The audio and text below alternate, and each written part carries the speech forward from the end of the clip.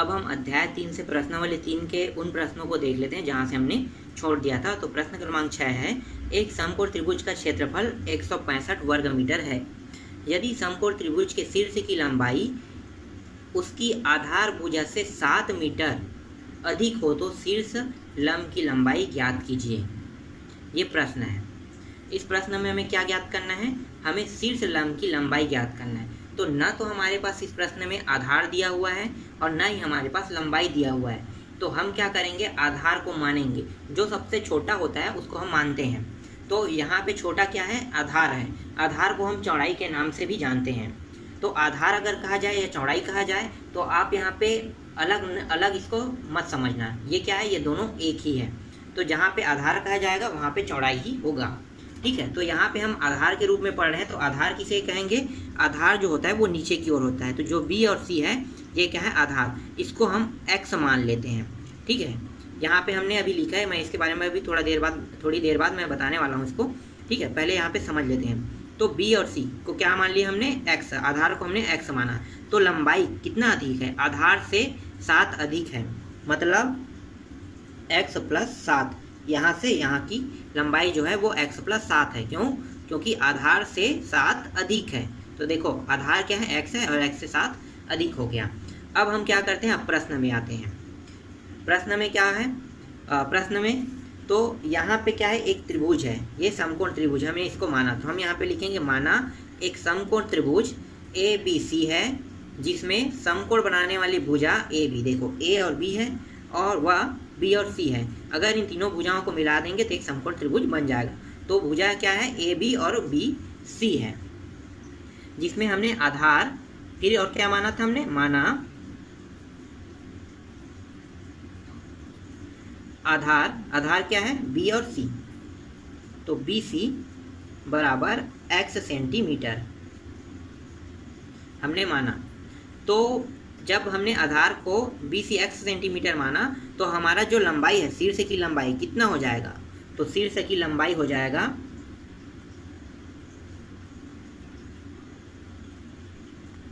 बराबर क्या है? A से B है। तो ये हो जाएगा x प्लस 7 सेंटीमीटर हो जाएगा। तो यहाँ तक आपको समझ में आ गया। अब क्या करेंगे? अब प्रश्न के हिसाब से चलेंगे। जो प्रश्न में लिखा है उन पॉइंटों को लेकर हल करेंगे। तो यहाँ पे लिखो प्रश्नानुसार। प्रश्न में क्या दिया हुआ है? प्रश्न में समकोण त्रिभुज का क्षेत्रफल दिया हुआ है। तो यहाँ पे आप लिखो समकोण त्रिभुज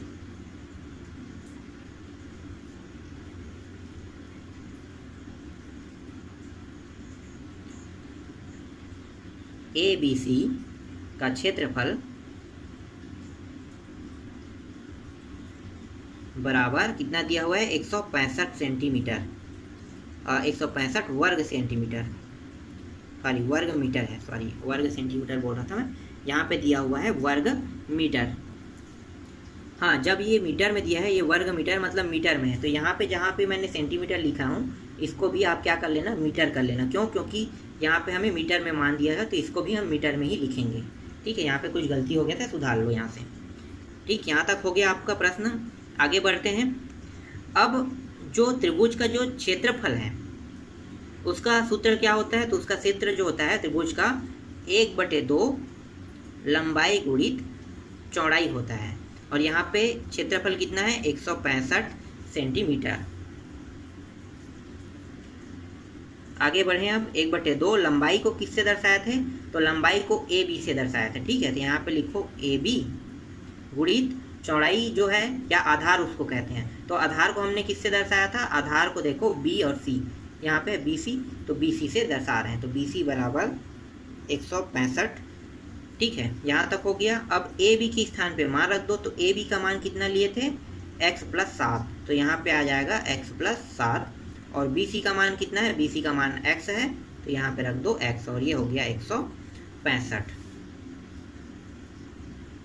फिर इसको आगे हल करो तो ये हो जाएगा 1/2, इन दोनों को गुणा कर देते हैं तो ये x का वर्ग प्लस 7x हो गया और ये आ गया 165। ये दोनों इसके साथ में। ये जो 2 दिया हुआ है उसको तिर्यक गुणा करके इस साइड ला लेते हैं। तो यहाँ पे बचेगा क्या? एक्स वर्ग 7x और त्रिज्या गुणा होके ये हो जाएगा, जो पूरा मान दिया हुआ है वो हो गया 330 हो जाएगा।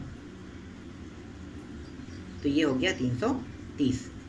अब हम क्या करेंगे, अब हम इसको पक्षांतर कर देंगे इस पार, तो ये हो जाएगा 7x और ये माइनस लग जाएगा यहाँ पे और 330 हो जाएगा। इस पर बचेगा क्या, 0। तो यहाँ तक आपको समझ में आ गया। अब हम क्या करेंगे, इसका अब हम गुणनखंड करेंगे, तो गुणनखंड कर देते हैं। तो ये 2 हिस्सों में टूट जाएगा। तो ऐसा संख्या लेंगे जिसका 2 हिस्सों में गुणा करने पर, मतलब 2 हिस्सों में ऐसे इस तरह से इसका गुणनखंड करेंगे कि इनका उन दोनों का गुणा करने पर 330 प्राप्त हो और जोड़े या घटाए तो हमें 7 प्राप्त होना चाहिए। तो हम यहाँ पे डायरेक्ट कर देते हैं। वो संख्या जो है वो 22 है और 15 है। 22-15 को गुणा करेंगे तो 330 प्राप्त होगा और इन्हीं 22 और 15 को जोड़े या घटाए तो 7 प्राप्त होना चाहिए। तो देखो यहाँ पे प्लस लगा है तो प्लस बड़ा होगा और यहाँ पे माइनस है, तो मतलब प्लस को बड़े रखेंगे और माइनस को छोटे रखेंगे। तो 22 को प्लस में रखो और माइनस को 15 कर दो। तो यहाँ पे घटाने पे कितना आ रहा है, +7। तो आगे यहाँ पे देखो +7। तो हम क्या करेंगे, इसी मान को यहाँ पे लेंगे। तो अब हम यहाँ पे इन मानों को यहाँ पे रख देंगे। तो x का वर्ग प्लस ये हो जाएगा 22, इसके साथ x लगा है तो यहाँ भी x लगाएंगे और फिर 15 लिखते हैं, -15 और यहाँ भी x है, मतलब यहाँ भी x रहेगा और ये जो पूरा मान है इसको -330 को यहाँ पे लिख लेंगे बराबर 0। अब इसका जोड़ा बना लेते हैं। तो ये हो गया x, यहाँ से बाहर निकल गया उभयनिष्ठ राशि, यहाँ पे एक x बचेगा और यहाँ पे बचेगा 22। यहाँ पे माइनस को क्या है, माइनस को हम बाहर निकाल देते हैं, दोनों में माइनस बाहर निकल गया। 15 के पहाड़े में ये 330 आता है तो 15 को हम बाहर निकाल लेते हैं। यहाँ पे बचेगा x प्लस यहाँ पे 22 बराबर 0। ये हो गया x प्लस 22 और ये हो जाएगा दूसरे कोष्ठक में x माइनस 15 बराबर 0। अब हम क्या करेंगे, एक बार इसको और इस 0 को लेकर हल करेंगे, एक बार x माइनस 15 बराबर 0 को लेकर हल करेंगे। तो पहले इसको लेके हल करें, x प्लस 22 बराबर 0 को। तो ये हो गया x और ये 22 उस पर जाके क्या हो जाएगा, -22। तो -22 जो है अमान्य है। क्यों अमान्य है इसके बारे में थोड़ी देर बाद बताता हूँ। और ये हो जाएगा x माइनस 15 बराबर 0 लेके हल करेंगे तो x बराबर 15। तो 15 जो है प्लस में आ रहा है इसलिए ये क्या है, ये सही है। तो अब हम यहाँ पे लिख लेते हैं, यहाँ पे x बराबर -22 नहीं ले सकते। क्यों नहीं ले सकते, क्योंकि जो दूरी है, क्योंकि दूरी जो है वो हमेशा किस में होती है, धनात्मक में।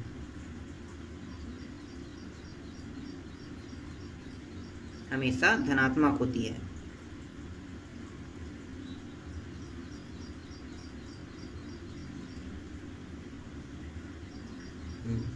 इसलिए हम -22 को नहीं ले सकते। तो हमारे पास x का जो मान आया वो कितना निकला, 15। ये क्या है, हमारा आधार का मान है। तो यहाँ पे लिखो आधार की लंबाई बराबर x बराबर 15। आधार को किससे दर्शाए थे, b और c से, ठीक है। तो BC या x बराबर 15 और शीर्ष की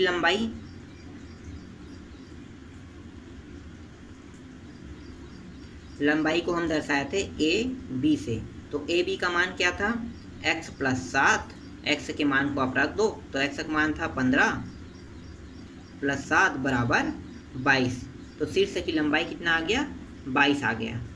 तो इसमें अब मीटर लगा देते हैं क्योंकि सभी मान क्या है, मीटर में थे। तो ये x का मान 15 मीटर, मतलब आधार की लंबाई 15 मीटर और शीर्ष की लंबाई 22 मीटर प्राप्त हुआ। यही क्या है, हमारा आंसर है। इसी को हमें निकालना था। तो ये समझ में आ गया आप लोगों को। अब आगे बढ़ते हैं अगले प्रश्न पे। 7वां है, फलों की आयताकार क्यारी का परिमाप 76 मीटर तथा क्षेत्रफल 357 वर्ग मीटर है। क्यारी की लंबाई तथा चौड़ाई ज्ञात कीजिए। तो यहाँ पे मैं एक आयताकार क्यारी बना लेता हूँ।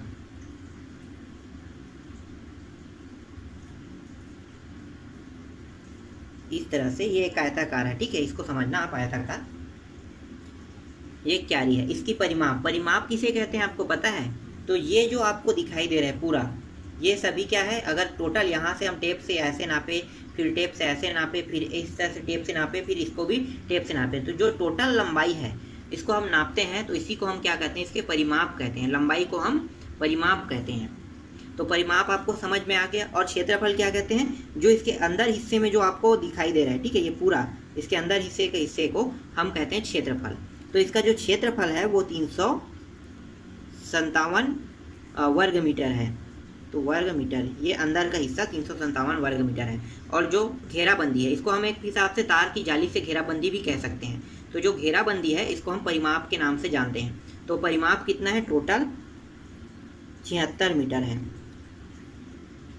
ठीक, यहाँ तक आपको समझ में आ गया। अब अभी तक हमने प्रश्न शुरू नहीं किया, अभी मैंने आपको समझा रहा था। अब हम क्या करेंगे, अब प्रश्न को हम शुरू करेंगे। तो हम क्या करेंगे, जो सबसे छोटा होता है, जैसे लंबाई और चौड़ाई, हमेशा एक आयत में क्या होता है, लंबाई और चौड़ाई होता है। तो हम लंबाई और चौड़ाई दोनों में से जो चौड़ाई जो छोटा होता है उसको हम हमेशा x मानेंगे। छोटे को ही हम मानते हैं, बड़े को नहीं। क्यों? क्योंकि अगर हम बड़े को मान लेंगे तो छोटा हम नहीं निकाल पाएंगे, लेकिन छोटे को मानकर बड़े निकाला जा सकता है। इसलिए हम क्या करेंगे, चौड़ाई को x मानेंगे। तो यहाँ पे लिखो माना, अब स्टार्ट करें ना प्रश्न को। तो माना फलों की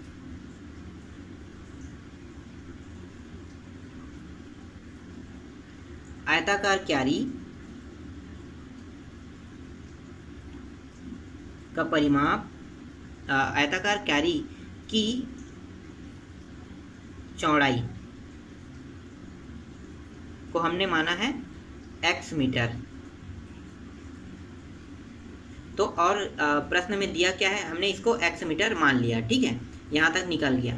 अभी हमारे पास लंबाई भी हमने नहीं माना है, क्योंकि लंबाई यहाँ पे दिया नहीं, तो हम लंबाई को नहीं मान रहे। तो लंबाई को क्या करेंगे, निकालेंगे।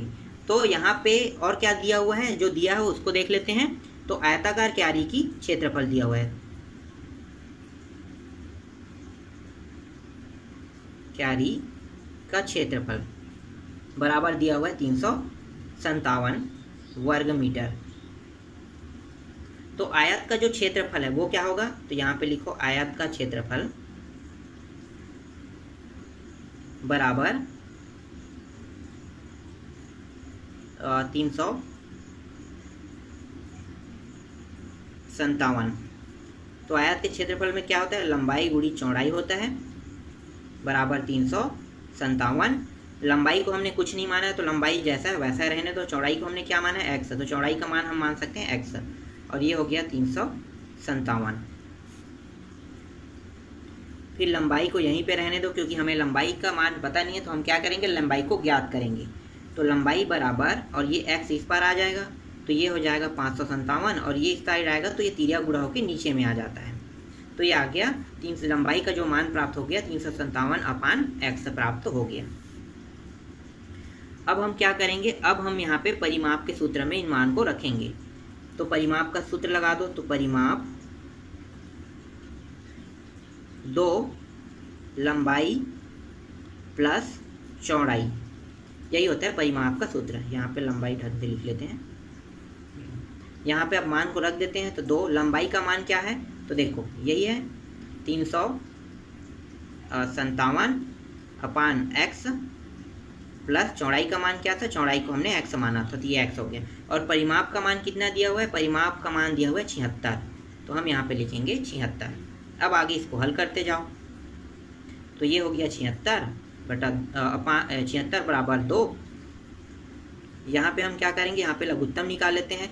तो इन दोनों में लघुत्तम आया x, और इस x के यहाँ पे गुणा कर देंगे। तो ये हो जाएगा x वर्ग प्लस 357। यहाँ तक हो गया। अब ये जो 2 है इसका तिरिया गुणा करके नीचे ला लेते हैं 76 के साइड पे। तो ये आ जाएगा नीचे में 2, और यहाँ पे बचेगा क्या, 357 प्लस x का वर्ग, और ये x है। यहाँ पे कट रहा है तो कटा दो। तो देखो कट रहा है, 2 तिया और 2 अट्ठे, तो ये हो गया 38 हो गया। और यहाँ पे है 357 प्लस x का वर्ग। जो नीचे में जो x है इसको भी तिरिया गुणा करके कहाँ पे ले जाएंगे, ऊपर की ओर। तो यहाँ पे आ जाएगा, तो ये हो गया x। अब हम क्या करेंगे, इस 38 को उस पर पक्षांतर कर देंगे। तो हम इसको जमा के लिख लेते हैं, इस वाले मान को इस पर, इस वाले मान को इस पर। तो दोनों को अल्टी पल्टी करेंगे तो कोई भी चिन्ह में परिवर्तन नहीं होगा। तो ये हो गया x का वर्ग प्लस 3 5 7 बराबर 38x, ये हो गया। तो यहाँ पे कोई किसी भी प्रकार के कोई भी चिन्ह में परिवर्तन नहीं हो। अब क्या करेंगे, इस मान को यहाँ पे इस साइड पे ला लेते हैं। तो x का वर्ग, ये हो गया -38x प्लस 357 बराबर 0। इसको इस पार लाए तो क्या हो गया माइनस। हमने इसको लाइन से जमाते हुए इसका उपयोग कर लिया, ठीक है। तो ये इस तरह से हो गया। अब हम क्या करेंगे, इसका अब हम गुणनखंड करेंगे, तो गुणनखंड कर देते हैं।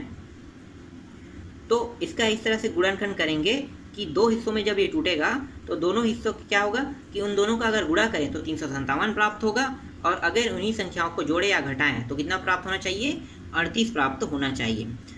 तो हम यहाँ पे डायरेक्ट कर देते हैं। तो वो दो संख्या जो लेंगे वो होगा 21 गुणित 17। 21 गुणित 17 कर दोगे तो आएगा, गुणा करने पे 357 आएगा, और इन्हीं दोनों को जोड़े या घटाएं तो कितना प्राप्त होना चाहिए, -38। तो देखो इन दोनों को अगर हम घटा देते हैं, इसको भी घटाएंगे और इसको भी, तो कितना प्राप्त होगा, -38 प्राप्त हो रहा है ना। और माइनस गुणा होकर क्या हो गया, देखो प्लस प्राप्त हो रहे हैं इतना।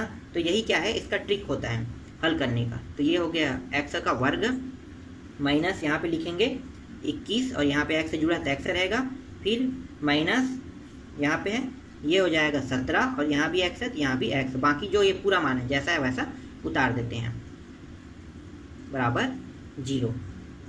अब जोड़ा बना लो। तो इस x से इन दोनों में से x उभयनिष्ठ निकल गया, यहाँ पे बचेगा x -21 बचेगा। यहाँ पे हम अगर माइनस को बाहर निकालते हैं तो अंदर में जो प्लस है वो माइनस, और माइनस क्या हो जाएगा, प्लस हो जाएगा। और यहाँ पे 17 को भी बाहर निकल जाएगा क्योंकि ये 17 के पहाड़े से कट रहा है। तो यहाँ पे बचेगा x -21 बराबर 0। तो ये हो गया x -21, और जो कोष्टक के बाहर में है उसको भी दूसरे कोष्टक में लिख लेते हैं। तो ये आ गया इतना। अब इसमें क्या करें, इसका क्या करेंगे, x -21 बराबर एक बार 0 लेंगे, और ये हो जाएगा x बराबर 21, प्लस में आया ये मान मान्य होगा। इसी तरह से इसको भी हल कर लेते हैं, x -17 बराबर 0 और x बराबर 17। तो हमारा क्या है, दोनों मान क्या है, मान्य है। लेकिन हम यहाँ पे क्लियर नहीं कर सकते कि जो ये x है ये लंबाई है और ये चौड़ाई है। तो हम क्या करेंगे, इसके लिए दो कंडीशन फॉलो करेंगे। तो कंडीशन पहला जो है वो ये है कि यदि हम लंबाई को, ठीक है, यदि हम लंबाई को क्या मान लेते हैं, यदि हम लंबाई बराबर 21 मान लेते हैं, ठीक है, कि लंबाई का मान कितना है, यहाँ पे लिखो पहले 357। तो x का मान कितना रखते हैं, इस बार 21 रख लो, ठीक है। तो ये क्या हो जाएगा, भाग देंगे तो 17 प्राप्त होगा। और इसी में अगर हम चौड़ाई को भी 21 मान लिए तो कितना प्राप्त हो गया, चौड़ाई हमारा 21 प्राप्त हो। ये पहला कंडीशन है। तो देखो लंबाई कितना प्राप्त हो गया, 17, और चौड़ाई कितना प्राप्त हो गया, 21 हो गया। अब दूसरा कंडीशन क्या है, यदि हम चौड़ाई को या लंबाई को, ठीक है, लंबाई को ही हम कितना मान लेते हैं, 17 मान लेते हैं एक बार, बटे 17। तो इसको भाग देंगे तो 21 प्राप्त हो गया, और चौड़ाई को भी वही मान मानेंगे ना। तो चौड़ाई को इस बार क्या कर लिए, यहाँ पे देखो x के स्थान पे हमने 17 रख दिया, तो हमारा चौड़ाई क्या निकल गया, 17। तो ये दो कंडीशन यहाँ पे फॉलो होगा, और यही इसका क्या है, आंसर है। आपको ये लिखना पड़ेगा। क्यों यहाँ पे दो कंडीशन फॉलो हो रहा है, इसलिए यहाँ पे दो कंडीशन फॉलो हो रहा है क्योंकि अगर यहाँ पे x का मान आप डायरेक्ट लंबाई जो बड़ा है वो 21 को डायरेक्ट मान लेते हो तो 21 आपका लंबाई निकल जाएगा, और अगर x में जो 17 है चौड़ाई मान लेते हो तो डायरेक्ट चौड़ाई के आगे 17 निकल जाएगा। लेकिन यहाँ पे बुक में कहीं क्लियर नहीं किया है कि ये लंबाई होगा ये चौड़ाई होगा, इसीलिए यहाँ पे दो कंडीशन फॉलो कराते हैं। तो जब हम कंडीशन 1 को लेते हैं तो कंडीशन 1 में लंबाई चौड़ाई में दोनों में x के मान को क्या रखेंगे, 21 इसमें रख रहे हैं तो 21 इसमें भी रखेंगे, और दूसरी बार क्या रखेंगे, अगर 17 इसमें रख रहे हैं लंबाई पे x के मान पे तो चौड़ाई में भी x के मान में 17 रखेंगे। तो इस तरह से आपको बनाना है। अब आगे देख लेते हैं अगले प्रश्न को। प्रश्न क्रमांक 8 है, एक आयताकार पार्क का क्षेत्रफल 100 वर्ग मीटर है। पार्क की लंबाई उसकी चौड़ाई से 15 मीटर अधिक है। पार्क के चारों ओर तार की जाली का घेरा लगाया जाना है। यदि एक वर्ग मीटर तार की जाली की कीमत 5 रुपये है, तब पार्क के चारों ओर तार की जाली लगाने की लागत ज्ञात कीजिए। हमें क्या करना है, तार की जाली लगाने की लागत, मतलब हमें परिमाप, लास्ट में हमें परिमाप निकालना है, और परिमाप जो आएगा उसके साथ इस रुपये को हमें गुणा कर देना है, तो हमारा जो लागत है वो निकल जाएगा। तो लेकिन इसको निकालने से पहले हमें क्या क्या और निकालना है, हमें लंबाई भी निकालना है, क्योंकि हमारे पास लंबाई भी नहीं दिया है ना, तो हमें चौड़ाई का मान दिया हुआ है, तो हमें लंबाई और चौड़ाई भी निकालना है। तो यहाँ पे हम क्या करेंगे, सबसे छोटे को हम मानते हैं हमेशा। तो यहाँ पे मैं एक आयत बनाऊंगा पहले, इस तरह से एक आयत है जिसमें लंबाई को हम बड़े को मानते हैं और चौड़ाई को हमेशा छोटे को। तो चौड़ाई को हमने मान लिया x, ठीक है, चौड़ाई क्या है हमारा x है। तो यहाँ पे लिखो माना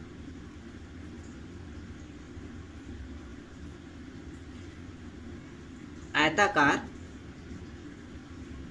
पार्क की चौड़ाई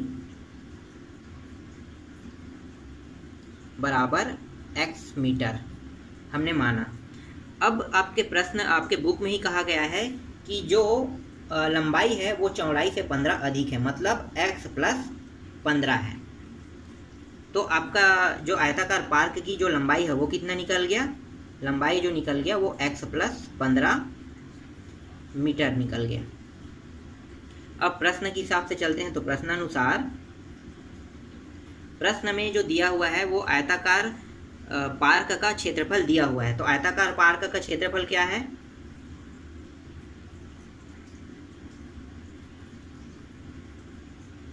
बराबर 100 वर्ग मीटर दिया हुआ है। तो आयताकार पार्क का क्षेत्रफल है 100 वर्ग मीटर। क्षेत्रफल आप जानते हो ना, ये अंदर का जो हिस्सा है ये पूरा क्या है, 100 वर्ग मीटर है।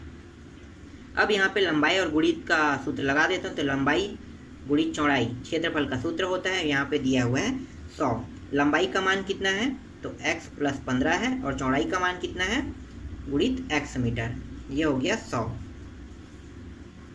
गुणा कर दो इसको x का अंदर में, तो ये हो जाएगा x का वर्ग प्लस 15x बराबर 100।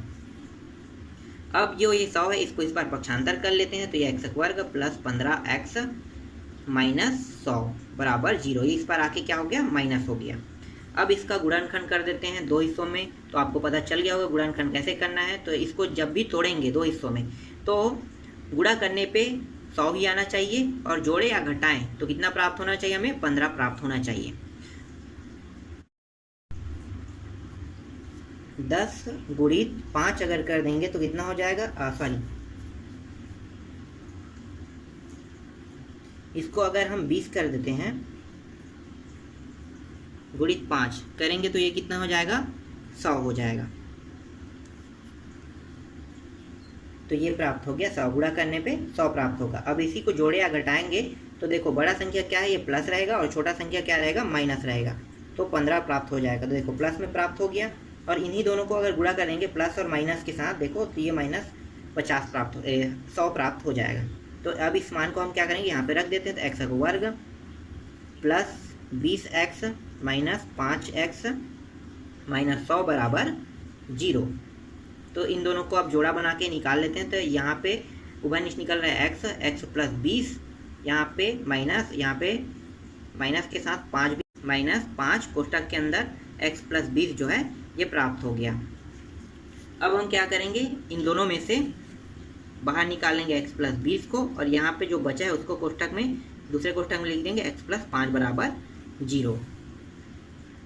अब इसको इस तरह से हल करेंगे, x प्लस 20 बराबर 0, तो x बराबर माइनस 20 आ रहा है, जो माइनस 20 जो है अमान्य रहेगा।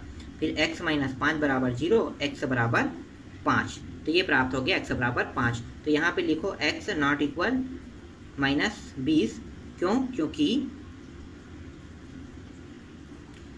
क्योंकि जो लंबाई है या फिर चौड़ाई जो भी कहो, क्योंकि लंबाई हमेशा या दूरी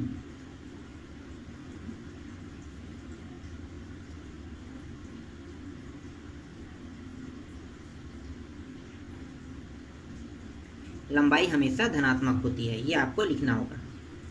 अब क्या करेंगे, x का मान हमें प्राप्त हो गया है 5, मतलब ये क्या है, चौड़ाई है, चौड़ाई प्राप्त हो गया 5। अब लंबाई निकालना है। तो लंबाई क्या है, आयताकार पार्क की लंबाई, तो x प्लस 15 था, तो x का मान कितना निकला, 5, और यहाँ पे 15 जोड़ के हो गया 20। तो चौड़ाई 5 प्राप्त हो गया, और आयताकार पार्क की जो लंबाई है वो 20 प्राप्त हो गया। अब हम यहाँ पे परिमाप का सूत्र लगाएंगे।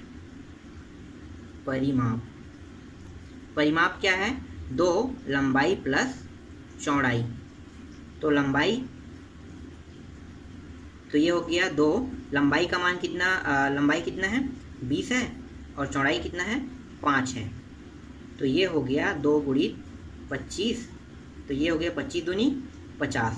तो आ गया परिमाप कितना निकला, 50 निकल गया। अब हम क्या करेंगे, इस परिमाप के साथ जो रुपया है उसको जोड़ देंगे। तो यहाँ पे लिखो एक, चूंकि 1 वर्ग मीटर तार की जाली की कीमत 5 रुपये है, तो 50 वर्ग मीटर तार की जाली की कीमत बराबर 50 गुणित 5 बराबर 250 रुपये होगा। यही क्या है, आंसर है। तो यहाँ पे लिखो, यहाँ पे दिखाई दे रहा है क्या, नहीं दिखाई दे रहा है ना, 250 रुपये है, यही क्या है, इसका आंसर है। ठीक, ये समझ में आया। तो इस तरह से प्रश्न क्रमांक 8 भी कंप्लीट हो गया। थोड़ा सा सॉल्यूशन बड़ा था इसलिए हल करने में समय लगा। इसके बाद बाकी जो प्रश्न है अगले पार्ट पे देखेंगे।